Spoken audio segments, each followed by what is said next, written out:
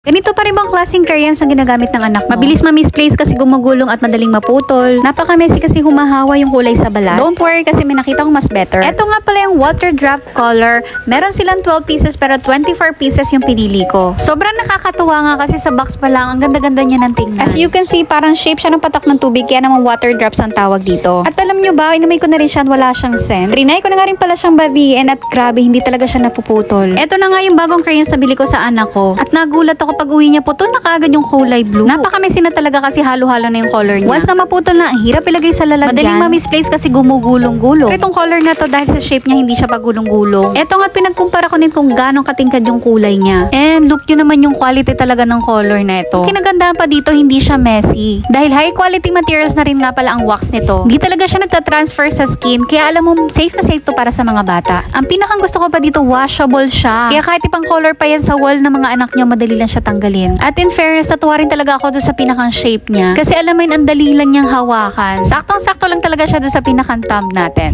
Kaya naman sure na sure talaga ako natatagal to sa anak ko. High quality material ang wax, safe sa mga kids, dahil non-toxic, hindi messy kasi hindi nagtatransfer sa skin. Check out na! Thanks for watching! Mwah!